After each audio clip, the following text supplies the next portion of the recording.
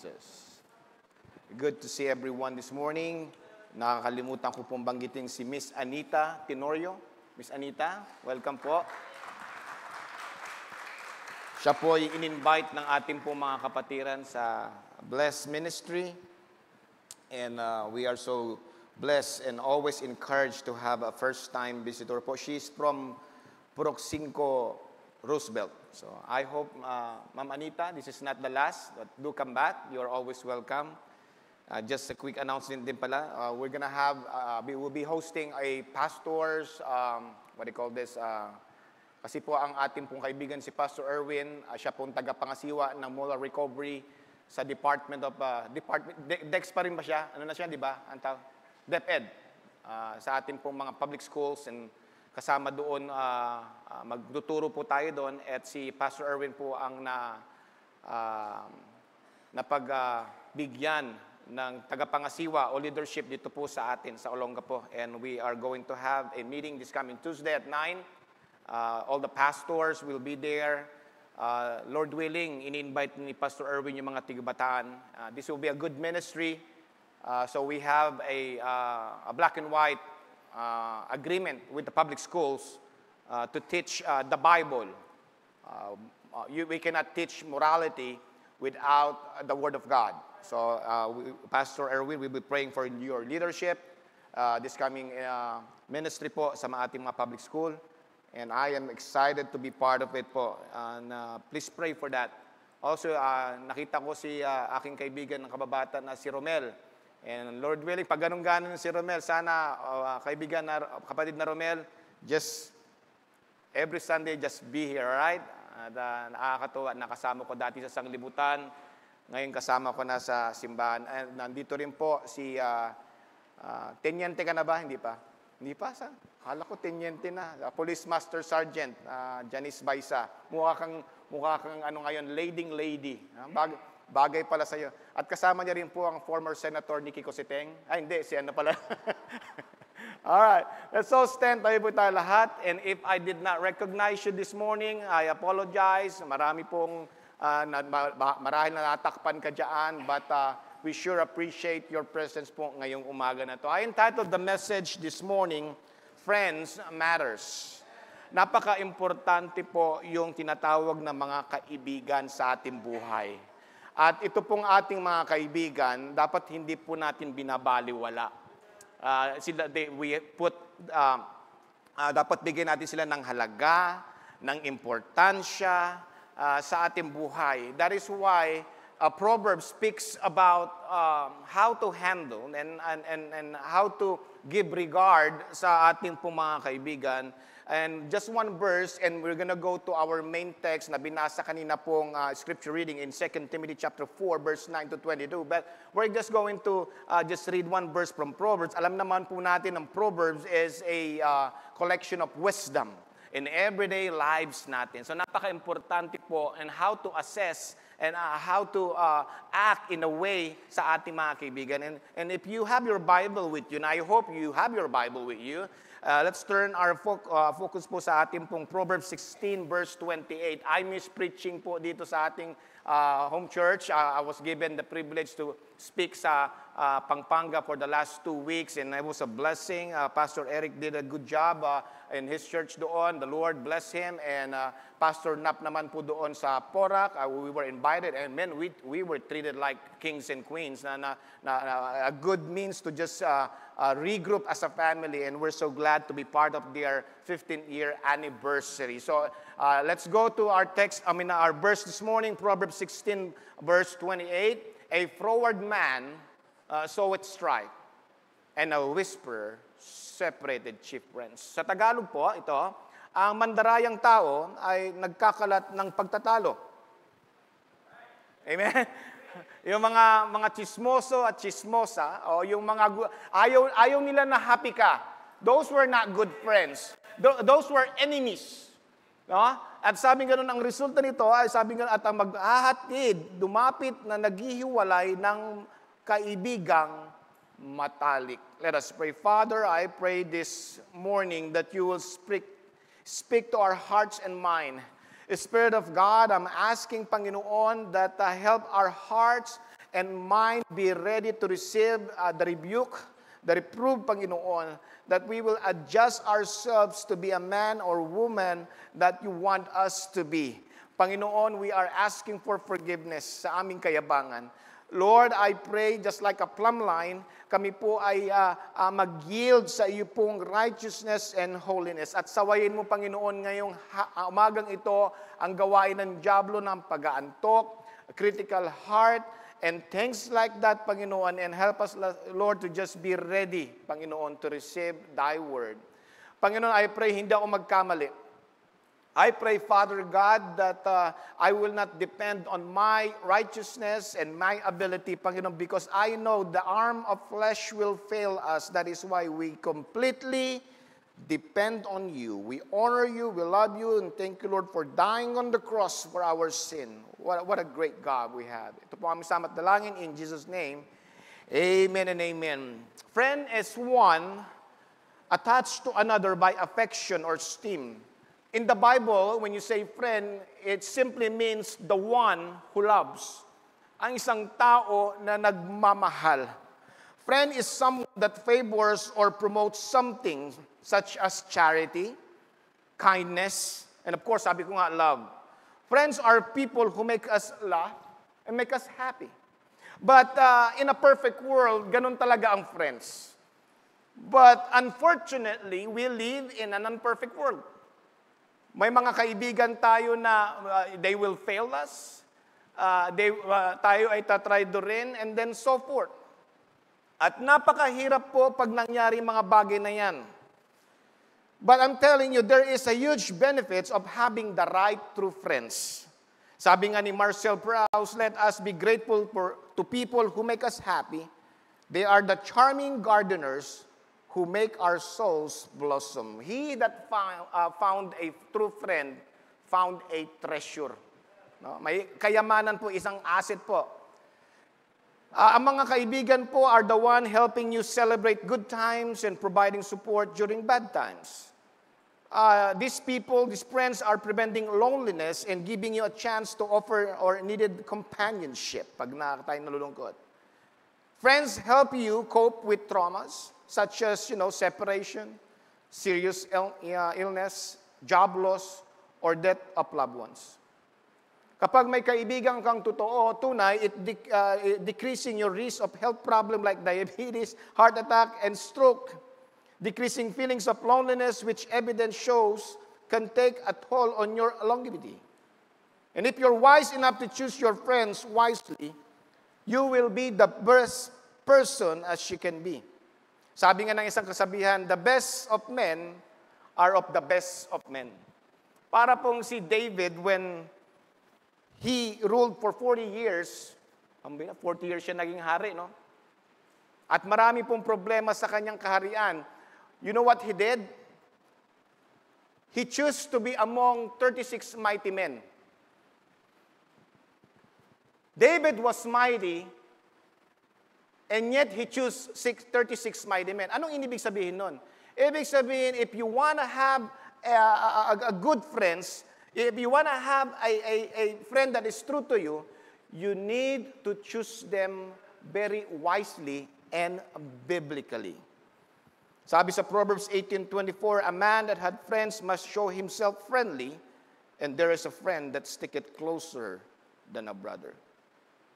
Even the great Apostle Paul po have these experiences about friends. Let us dive into his experiences in 2 Timothy chapter 4, verse 9 to 22.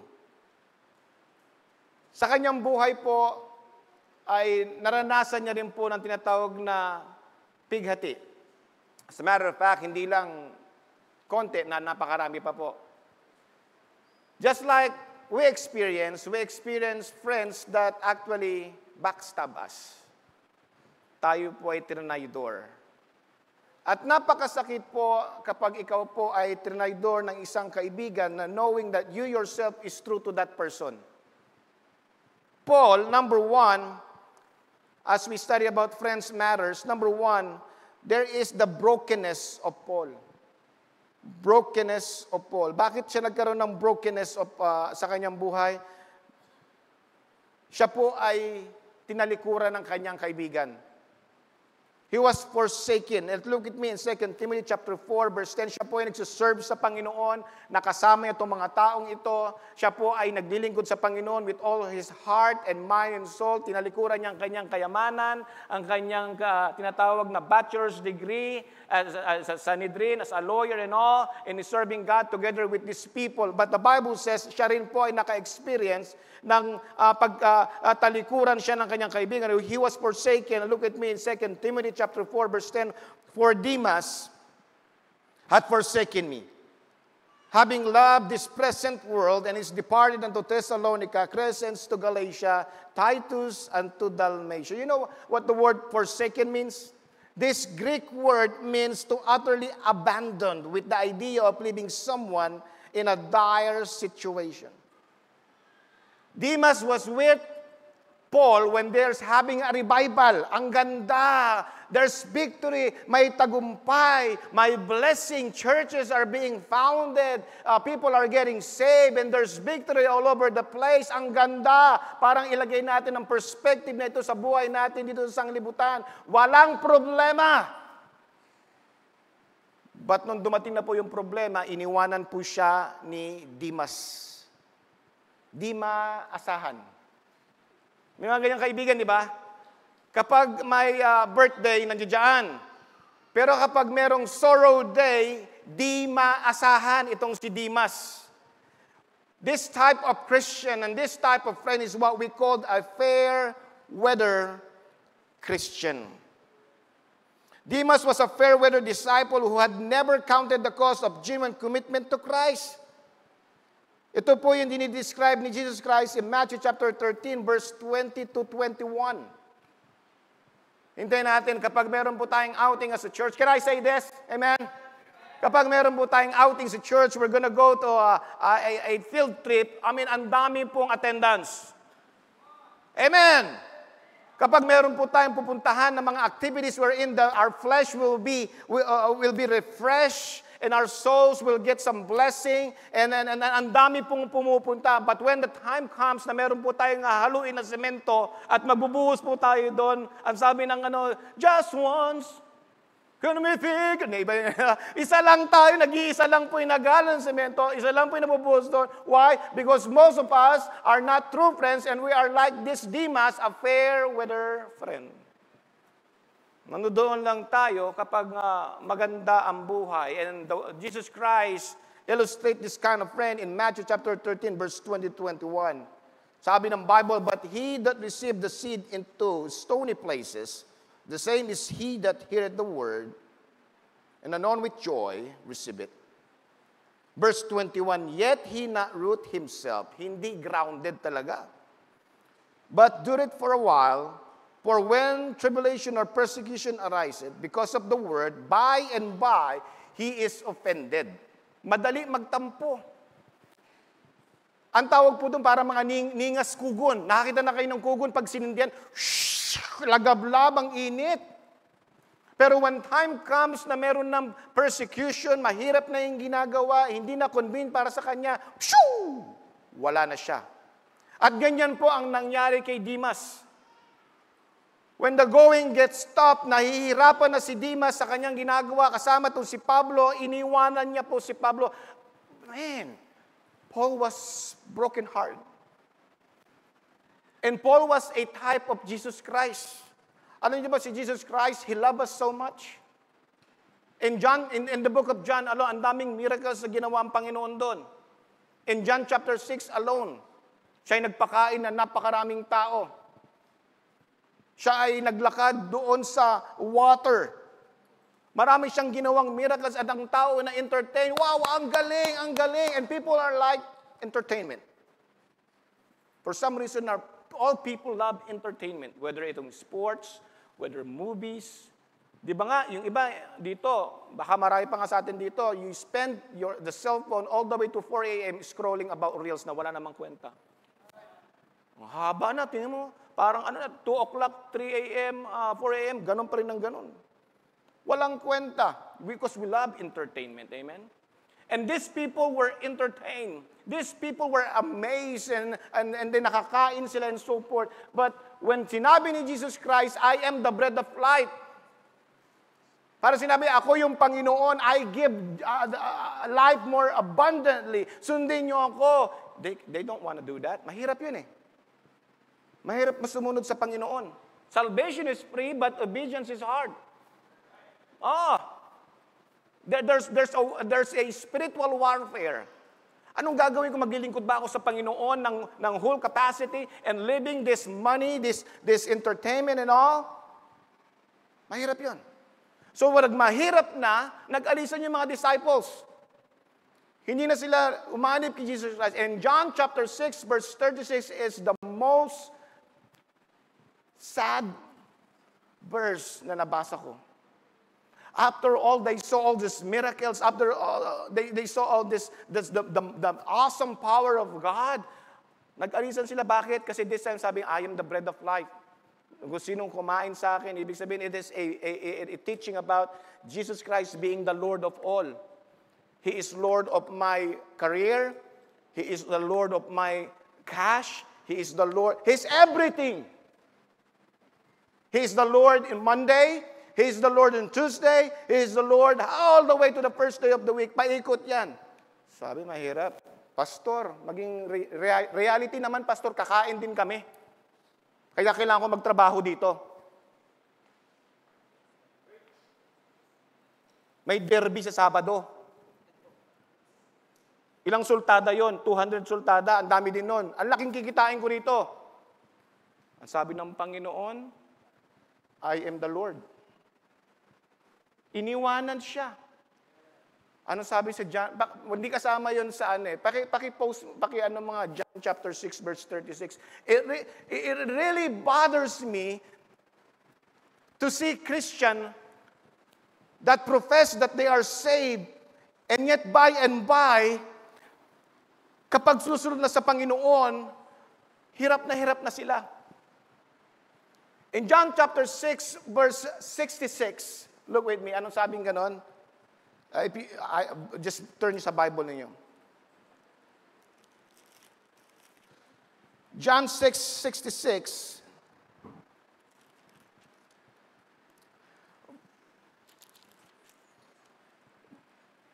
Bible says, from that time, not few, many of his disciples went back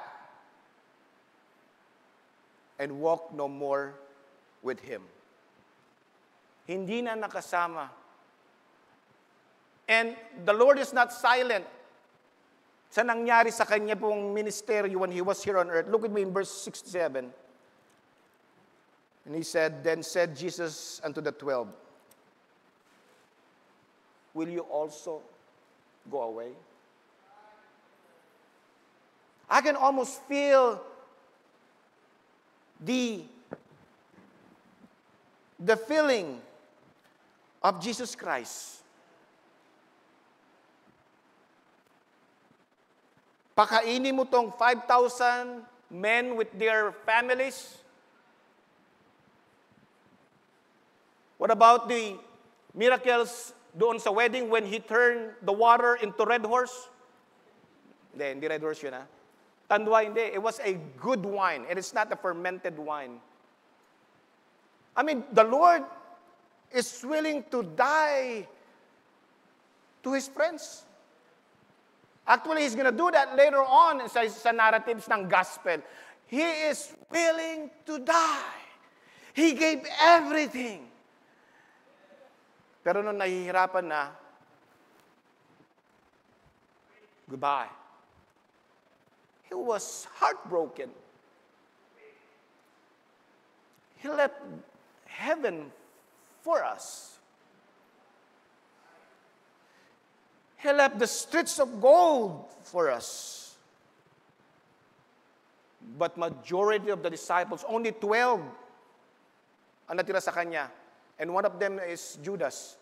Sabi niya ganun, will you go away also? Well, that's the same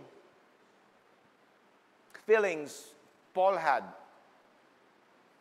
Paul was serious in serving. Paul was true to his calling. Paul was true to his friends. But the Bible says, for Demas had forsaken me, having loved this present world. I'm telling you mga kapatid, if you love this present world, lifestyle, philosophy, ideology, you cannot be a servant or slave of God. No man can serve two masters. In the Bible, yung servant dyan, that is not the right word in the Bible. That's supposed to be slave. Because a servant can serve many masters. Have you seen a waiter? He's a servant. He served how many tables? Not one, but two, but three. But a slave is someone belongs to a master. That is when the Bible, when it says a servant cannot, it should be a slave cannot serve many masters. But Demas, being loving to this present world, he became materialistic, ay pinagpalit niya ang kanyang kaibigan. Paul was heartbroken because his friend Demas had forsaken him. Tinilikuran siya at pinagpalit siya sa mga marangyang mga pagkakataon, marangyang mga pamamaraan, at marangyang mga properties. That's why I don't see a pastor, if he have flock, moving to another church because of high allowance. Pastor Ted, I'm not going to do that here in Subic Bay Baptist Church. Amen? Pastor Ted, we're not going to do that because you are my friends. You are my confidants. You are my comrades. But Demas is a fair weather Christian, abandoned and forsaken Paul. And Paul was heartbroken. Growing up in the 80s, we have this song, That's What Friends Are For. Alam niyo yung kanta na yan? Yung mahilig magkaraoke sa inyo, ginagastos niyo 500 pesos doon sa tig 5 piso, naubos niyo pa, kakanta niyan. Kinanta ito ni Dionne Warwick, auntie ni Whitney Houston. It goes something like that. Keep smiling, keep shining, knowing you can always count on me. For sure. That's what friends are for good times and bad times. I'll be on your side forevermore. Why? Because that's what friends are for. I wonder you can honestly sing that, and I wonder if we can sing that sa ating buhay na tayo po'y magkakaibigan for good times and bad times because that's what friends are for. Demas had been one of Paul's closest associates. Paul was so true to him. Tapat siya sa kaibigan. He even put his name on a newsletter, on his updates. Tayo, di ba, as a missionary, we send out updates.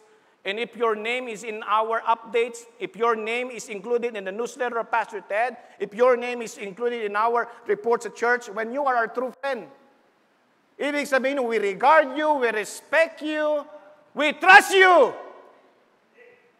Look with me in Colossians chapter 4, verse 14. Look, the beloved physician, and Demas greet you. Man, he was included in my association of missionaries during the first century church with the great Apostle Paul. Pero anong ginawa niya? Binaliwala niya yung friendship at pinagpalit niya si Paul in the present world back then. Paul was true to him. Kaya nung nalaman ito ni Pablo, just like any of us, kahit how strong you are spiritually, how strong you are mentally, if you're someone that is dapat dear to you, you trust him, tinalikuran ka, malupaypay ka. Talaga, masakit sa damdamin. Lupaypay siya. Not only he was forsaken, because of that, he fainted. Lupaypay siya. Hindi pa siya ay tinatawag na sad and lonely. Nasubukan niyo na bang ganon? Yung feeling na ganon? You're talagang broken ka. Hindi ka na makapag-isip. Pag kinakausap pa, ha? Ano yun? Iniisip mo pa rin yung tao na yon. Ganun nangyari kay ano. At dinagdagan pa. That is why in the time ng kanya pong sadness, in 2 Timothy chapter 4, verse 13, the Bible says, sinabi niya kay Tim,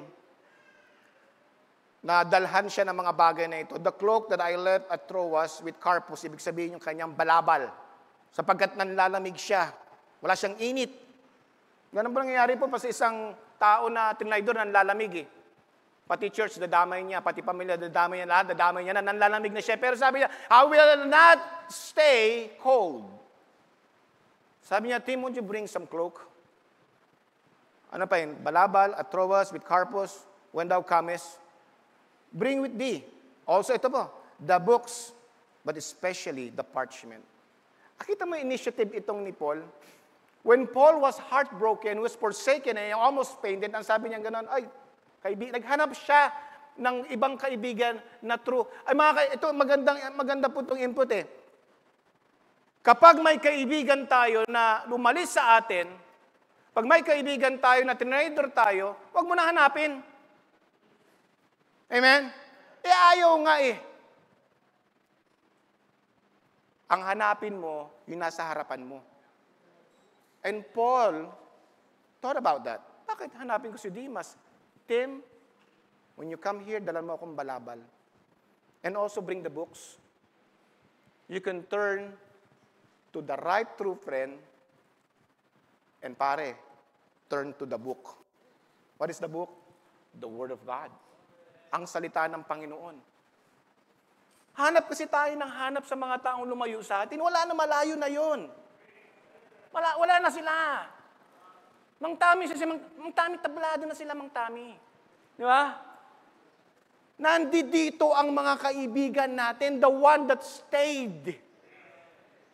Di ba, Sister Sheila, di ba? Huwag na, malayo na sila. Nandito ngayon. And Paul, with the wisdom from God, says, ay, malayo sila eh.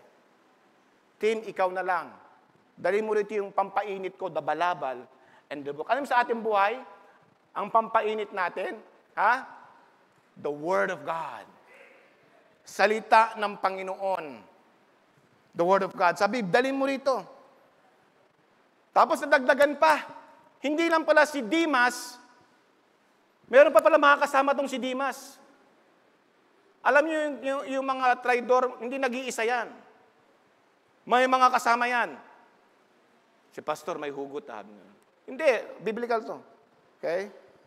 This is Bible, hindi ako muhugot Sa isang ministry, may anay.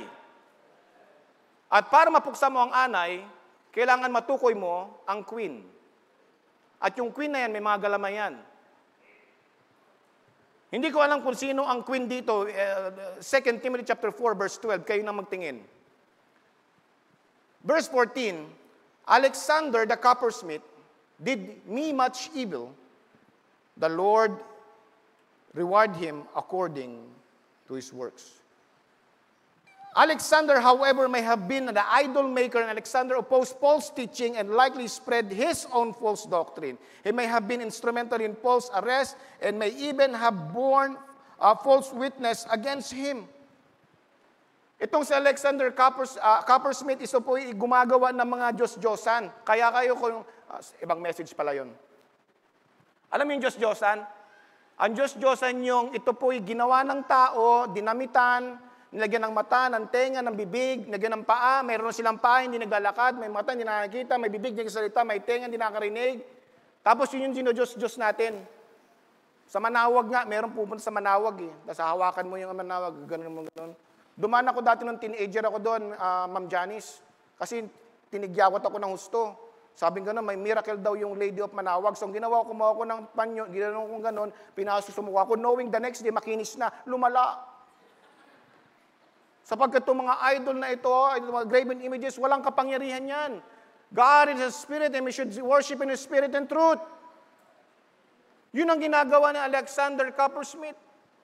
Gumagawa sila ng Diyos-Diyosan, meron silang grupo, they are God makers. At nung dumating itong si Pablo, Nagalit sila sapagkat maraming nakakilala sa Panginoon at ito ay gumawa din ng mga karumal-dumal na mga false accusation. Amen? Mga chismosa, gumupunta sa mga lugar-lugar, chinagchichismis ka, false accuser. At alam niyo naman ng tao, madaling maniwala, hindi tinitignan yung parehas na sides, maniwala ng paniwala, kung sinong kaharap, yun na. Pinaniwalaan. And these people na naniwala, ikinulong itong si Pablo. Nagsama-sama na sila. 2 Timothy chapter 4, verse 14, Alexander the coppersmith did much evil and the Lord reward him according to his work. Ang gandahan kay Paul, hindi siya gumante. Pinasa Diyos niya na lang. We're not gonna go out with those mga traidor, na kung anong sabihin natin, ipagpasa Diyos po natin. It may be this same person na gumawa ng mga steer about the way in Acts chapter 19, verse 20 and 20. Let's read the Bible.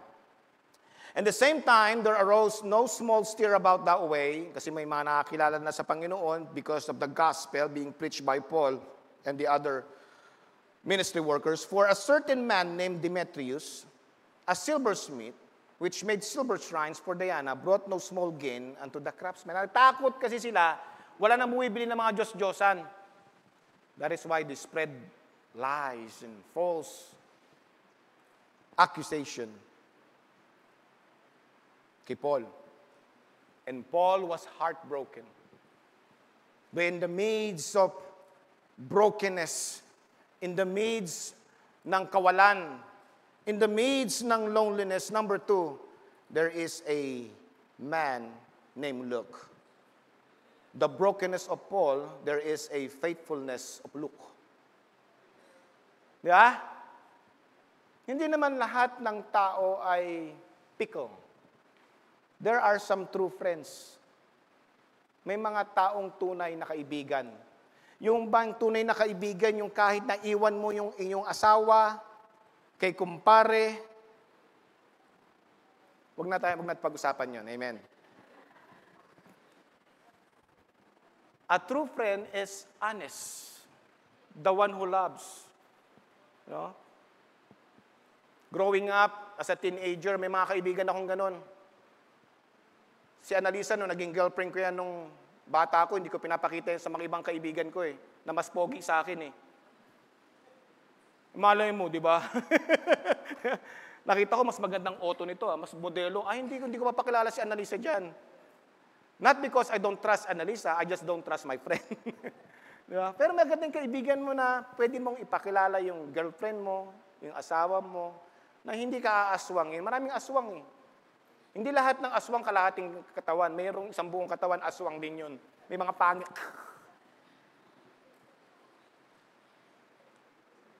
In the midst of the brokenness of Paul, there is what you call the faithfulness of Luke. Look with me in chapter 4. Okay lang ba tayo? 2 Timothy chapter 4, verse 11. And most of the people departed. Demas had forsaken him. But look with me. Only Luke is with me. Take Mark and bring him with thee, for he is profitable to me for the ministry. Look. Only Luke is with me. What encouragement. Hindi mo kailangan ng multitudes of quantity of friends. You just need a quality of friend. Isa lang. Grabe. Hindi siya iniwanan. By the way, Luke is a physician. He's a doctor. He can make money. Pag iniwanan niya si Paul, I can make money. But he chose to be with Paul. The presence of Luke is worthy of note. You see, in the absence of everybody, the faithfulness and loyalty of Luke was outstanding. You know, I have a friend that his wife passed away a few weeks ago, si Pastor Al. Pastor Al Bundad. Pastor Erwin, do you know Pastor Al Bundad? His wife passed away. Tapos sabi niya, ang sakit. You know, when I went there, I just sat and hugged him. No words. Just presence. Kasi sometimes pag magsasalita ka pa, baka may masabi ka pa na, okay lang yun, nasa langit na siya. Anong okay? Nasa langit, patay na nga eh. Sometimes you just don't have to say something. Huwag ka masyadong, masalita, paepal.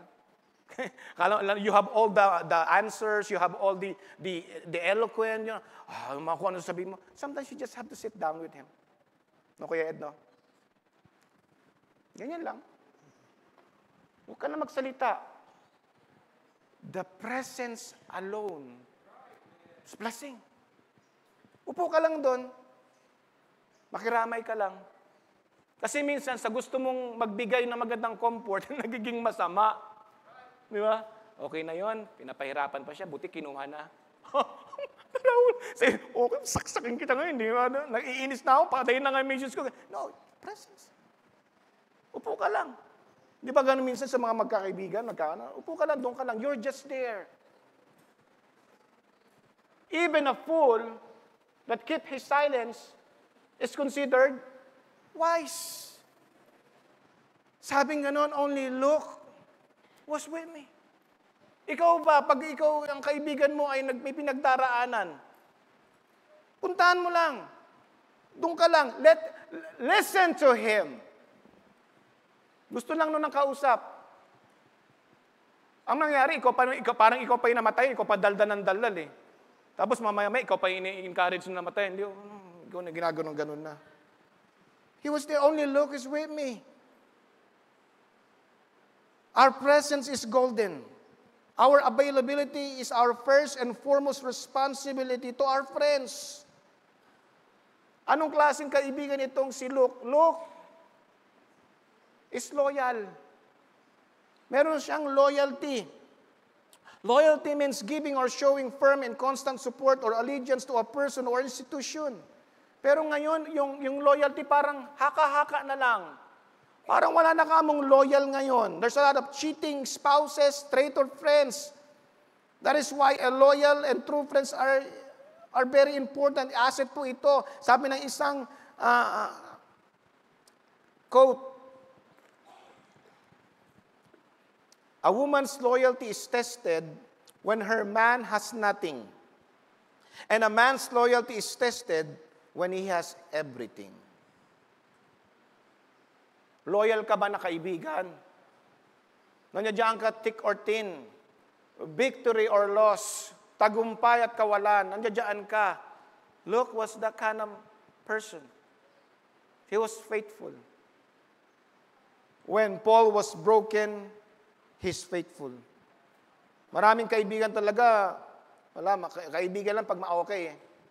Parang politician, madaling lapitan pero mahirap mahanap. Ikaw ba ganon? Promise, doon ako, punta ako dyan. Pero time na, wala na. He's always present. His ability was there also. Not only he was there present, but he attended to the physical need of his friend. Look at me in Colossians 4:14. Sabi niya, look, notice this phrase, the beloved physician and Demas greet you. Look at that first phrase. Look, the beloved physician. Kung titingnan natin sa Bible, there's no evidence that Luke was actually a good preacher. There's no evidence that Luke was in the ministerial on preaching God's word. But sure enough, it was documented that Luke was a physician. You know why the Lord allowed Luke to be with Paul? Because Pastor Ted, Paul was a zealous Christian. He's gonna go the place where he needed most. Hindi katulad natin, tayo eh. Medyo henpek tayo. Meron tayong persecution sa island. May papatay sa atin. Hindi na, uy. Sa si John rin ba? Tsaka si Pastor John Mark. Be like Paul. Si Paul, may papatayin siya. Sige, promote me in glory. Papatayin, yun lang. Ikukulong, yun lang. I'm ready to die. You know why God gave Luke as a friend, as a doctor? Kasi itong parang si Elias, si Ebon si Elias. Si Elias, matapang, may kasuntungan, di marunong magsuntukan. Lagi na pupunta sa ospital. Eh kung gano'n yung ospital, ginalagyan siya ng doktor. Kasi itong si Paul was a zealous Christian willing to die. So even though there is a harm's threat sa kanya, may kamatayan, he's gonna preach. Anong nangyari? Binubugbog siya. Pag bubugbog siya parang si StarCraft, may darating na medic na gano'n, taga-kumpuni. So Paul had this encouragement knowing na may masugatan siya, may medic siyang kasama. Look with me. Let us look yung pamumuhay nitong ni Paul. Are you getting the message this morning? God is the one giving us true friends. And we should have the discernment to treat them, regard them, respect them. Yung malayo, wala na yun. Huwag mo na hanapin. Yung nasa harapan mo, dapat ang ano mo. Look with me. 2 Corinthians 11:24. Ito yung mga naranasan ni Pablo. Of the Jews, 5 times received I, 40 stripes, save 1. 39 na latigo, Sister Sheila. Isa na lang, mamamatay ka na. At sabing ganun, thrice I was beaten with rods, once I was stoned. Sino na ba ito rito na pastor, nag-ikot-ikot, binato, ahintin latigo? Wala pa. Tapos minsan, pag namura tayo ng mga tao, heartbroken na agad tayo. This man, not only namura, not only forsaken, falsely accused, he was beaten. Binugbog. Thrice I suffered shipwreck. A night and a day I have been in the deep. Magka-pneumonia ka niyan. Tuberculosis. And journeyings often in perils of waters, in perils of troubles, in perils by my own countrymen, in perils by the heathen, in perils in the city, in perils in the wilderness, in perils in the sea, in perils among false brethren, in weariness and painfulness, in watching up, in hunger and thirst, in fasting up, and in cold and nakedness. Notice, God had put the faithfulness of Luke to attend the physical needs of Paul. Napakaganda, no? What a true friend indeed. God brought Luke to Paul's life simply. God knows Paul needed to be doctored in times of physical difficulties.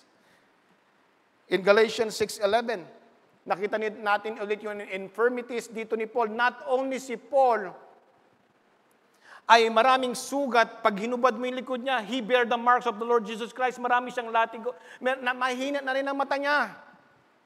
Look with me in Galatians 6:11. You see how large letter I have written unto you with my own hand? Bakit malalaki yung letra? Sapagkat mahina na rin ang mata ni Pablo sa mga persecution na kanyang natamasa, naramdaman. But thanks be to God. He have a faithful friend, a loyal friend in the life of Luke. Luke's contribution to the ministry of Paul was very huge. Sabi nga ganun ni Trump. It was huge. It's gonna be awesome. Grabe, are you an awesome friend?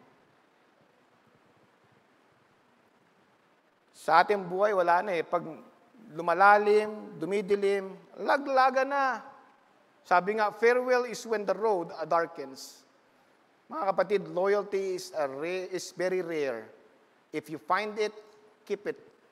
And loyalty is about people who stay true to you behind your back. Hindi kanyang pagtanggol pag wala ka. Mga wings, ganyan, di ba?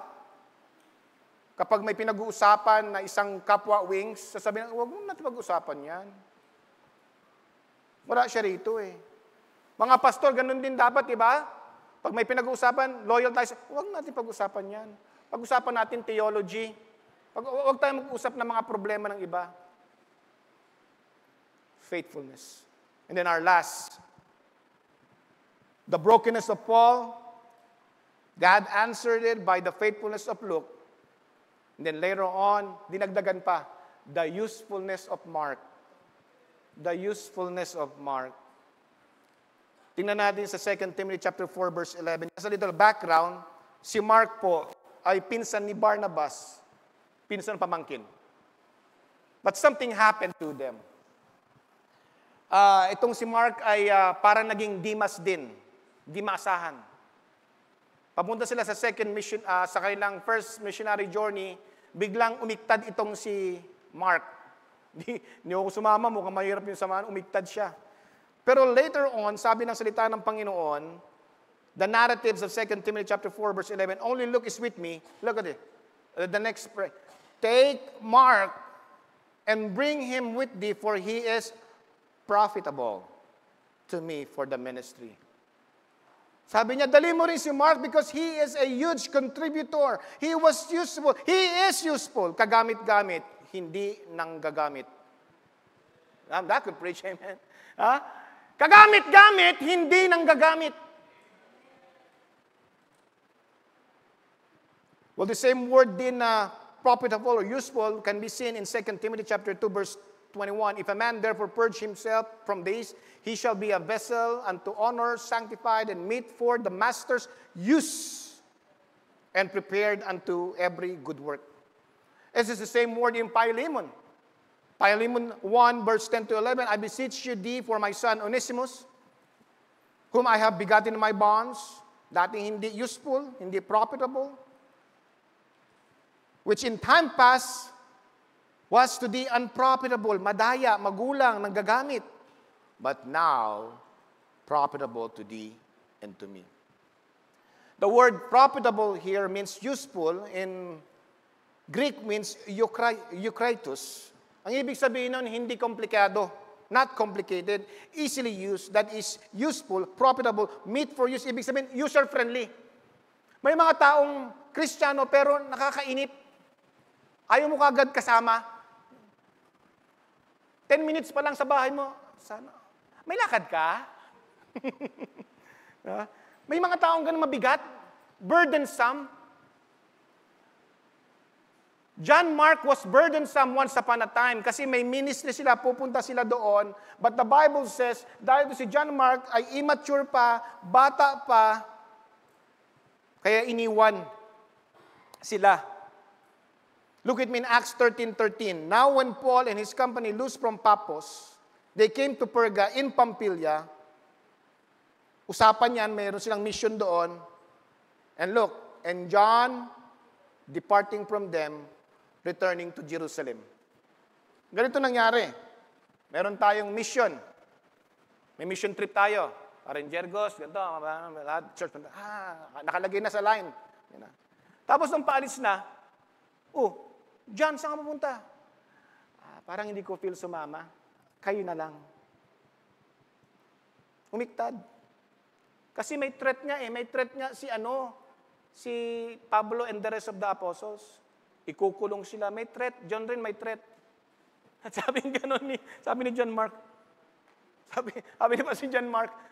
Sabi ni John Mark, di na ako sasama, kayo na lang. Kayo na lang mag-preach doon. Hindi ko pinili ito, saktong dumating lang. Pastor Dad, I did not intend to preach this. Dumating lang, kusang dumating. Ayoko na. Papatayin kami doon, gugulong, ayoko na. Kayo na lang. May lagnat ako. Biglang nilagnat, no? Nagalit si Pablo. Ganon. Sige, ganyan pala, ha? Ganyan palang tayo, ha? Laglagan na, ha? Malis. In second missionary journey, si Barnabas, gusto na naman isama itong si John Mark. Sabing ganon, sana magsisi na ibang mga Acts 15, sabi ni kung nga pastor nagsabi, huwag pumunta dun Acts 15, 36-41. And some days after Paul said unto Barnabas, let us go again and visit our brethren in every city, where we have preached in the word of the Lord, and see how they do. Tingnan, lumalago ba yung mga ministeryo pinuntahan natin? Verse 37. And Barnabas determined to take with them John, whose surname was Mark. Sama natin si John Mark, ha? Ano sabi ni Pablo? Verse 38. But Paul thought not good to take him with them, who departed from them from Pamphylia, and went not with them to the work. Well, discernment ni Paul yan. Hindi ko siya bibihin, sabi ni Paul. If he's wrong, I'm not gonna approve him. Ayun maganda sa discipline. Discipline. Alam yung problema natin is self-discipline. Wala tayong mga disiplinang tao. We were all entitled. And Paul saw that. Ano yan? Kung gusto niya lang? Ha? Bakit nalaman yan? Medyo maayos. Check up lang tayo. Hindi tayo maging ministeryo. Check up lang. Sasama siya ngayon? Hindi siya sasama. Verse 38, Paul thought that good to take him with them who departed from Pamphylia and went not with them to the work. Verse 39, pinaglaban ni Barnabas. And the contention was so sharp between them, they departed asunder, one from the other. And so Barnabas took Mark and sailed unto Cyprus. And Paul chose Silas and departed, being recommended by the brethren unto the grace of God. And he went through Syria, Cilicia, confirming the church. Paul rebuked John Mark because of his bad testimony, bad ethics, at maling gawain. Alam niyo, later on, magandang pag-rebuke. Kasi John Mark did not remain na katulad ni Demas, na fair-weather Christians. And in his life, hindi nakasulat ito, but I believe siya po'y nagsisi. John Mark addressed the issue, analyzed what happened, and apologized early. 3 A yun. Kapag po tayo nagkamali, ganitong gawin natin, ha? Address it. Nagkasala ba talaga ako? You analyzed it. And then apologize early. Kasi hindi ako Diyos. Ang tao, buti lang hindi naging Diyos. Ang Diyos, anytime you can ask for forgiveness and God will forgive you. Men are not God. Kaya nga, that's why sabi ng salita ng Panginoon, we must forgive 70 times 7 because it's hard to forgive. Pero it's easier to forgive if you apologize early. Huwag mong patagalin, mga mister, say amen. Maniwala kayo sa akin. Pag nagka-problema kayo sa asawa ninyo, huwag niyong paggabihin ang kinabukasan. Umami na tayo. Apologize early. Amen. Ayun nangyari. John Mark addressed it, analyzed it, and apologized early. Kasi talo lang din siya eh. Kasi what happens, pag matagal ka mag-apologize, masasanay na wala ka. Pag nasanay na nawala ka, wala na. Sorry na. Sige, sorry na. Kaya later on, in the life of Mark, he became useful. That's called repentance with restitution. 2 Timothy 4, only Luke is with me. Take Mark and bring him with thee, for he is profitable to me for the ministry. Alam niyo, nakita ko dito kay Paul, it says here, make new friends, but keep the old one. Hindi ibig sabihin ito yung karap mo, yung kaibigan mo, keep the old one also. Sabi dito, 1 silver and the other gold. I-assess mo lang kung sino yung priorities mo. Yun ang ginawa. Diba? In the midst of brokenness, there's faithfulness of Paul, and there's the usefulness of Mark. And this was orchestrated by God, a framework for us to follow. If there's someone that is broken, be loyal to that friend. Be useful to that friend. And if you are broken, don't look far. Hanapin mo sa harapan mo ang mga faithful at loyal sa iyo. At pahalagahan mo sila. And when somebody asks for forgiveness, genuine forgiveness, you forgive them. Because they will be useful to you. 2 Timothy chapter 4 verse 22. Babasahin. Hindi lang binigyan siya ng Panginoon ng mga kaibigan na useful and faithful. He also had joined the Lord Himself sa kanyang buhay. As we go end our message, sabi nga noon sa 2 Timothy chapter 4 verse 22. Nasa isip niya pa rin, the Lord Jesus Christ be with you, be with thy spirit. Grace be with you. Amen. The word grace be with you means this is the same benediction in Paul's previous letter to Timothy. The you is plural, which means extended to the entire Ephesians congregation. I'm going to close with a song. I'm not going to sing, pero i-quote ko ito. This was written by Joseph